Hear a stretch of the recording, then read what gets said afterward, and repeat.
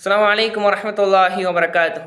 அன்பிற்கினிய இஸ்லாமிய உறவுகளே, நம்மள பல பேர் என்ன பண்ணுறாங்க அப்படின்னா, நாம் நல்லா இருந்தால் போதும், நம்முடைய குடும்பம் நல்லா இருந்தால் போதும் என்ற போதுமான மனத்தில் இருக்கிறாங்க. ஆனால் இஸ்லாமிய மார்க்கம் என்ன சொல்லுது? அண்டை வீட்டார்களிடம் சரியான முறையில் நடக்கணும், அண்டை வீட்டாருக்கு தன்னுடைய நாவால் என்ன பண்ணக்கூடாது, தீங்கிழைக்க கூடாது என்பதாக இஸ்லாமிய மார்க்கம் வலியுறுத்தி சொல்லுது. இந்த அளவுக்கு அப்படின்னா அல்லாஹுடைய தூதர் ஸல்லல்லாஹு அலைஹி வஸல்லம் அவர்கள் கூறும் பொழுது, ஒரு பெண்மணி சதக்கா செய்கிறா, தொழுகிறா, அதிகமாக இபாதத்துகளில் ஈடுபடுறா, மக்களால் பேசப்படுறா அப்படின்னா, ஆனால் அது பெண்மணி தன்னுடைய வாழ்நாளில் என்ன பண்ணுறா, அந்த அண்டை வீட்டாரை நாவால் தீங்கிழைக்கிறா, அவள் நரகத்துக்கு போவா என்பதாக அல்லாஹுடைய தூதர் ஸல்லல்லாஹு அலைஹி வஸல்லம் சொல்கிறாங்க.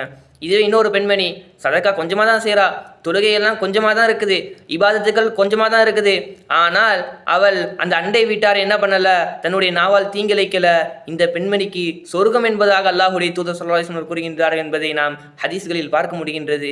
அன்பிற்கினிய இஸ்லாமிய உறவுகளை சிந்திக்க கடமைப்பட்டுள்ளோம். இன்னும் சிம்பிளாக சொல்லணும் அப்படின்னா, அல்லாஹுடைய தூதர் ஸல்லல்லாஹு அலைஹி வஸல்லம் அவர்கள் கூறும் பொழுது, யார் அண்டை வீட்டாரை தன்னுடைய நாவால் என்ன பண்ணுறாங்க, தீங்கிழைக்கிறாங்களோ அவர்கள் முக்மீனே கிடையாது என்பதாக அல்லாஹுடைய தூதர் ஸல்லல்லாஹு அலைஹி வஸல்லம் கூறுகின்றார்கள் என்பதை நாம் புகாரியில் பார்க்க முடிகின்றது. அன்பிற்கினிய இஸ்லாமிய உறவுகளே, வரக்கூடிய காலங்களில் இன்ஷா அல்லாஹ் இது போன்ற விஷயங்களை தெரிந்து அதை நம்முடைய வாழ்நாளில் சரியான முறையில் நாம் செய்யக்கூடியவர்களாக இருக்க வேண்டும். அப்பேற்பட்ட நர்பாக்கியத்தை உள்ள ரஹ்மான் நம் அனைவருக்கும் தந்தருள் புரிவானாக. அஸ்ஸலாமு அலைக்கும் வரஹ்மத்துல்லாஹி வபரகாத்துஹு.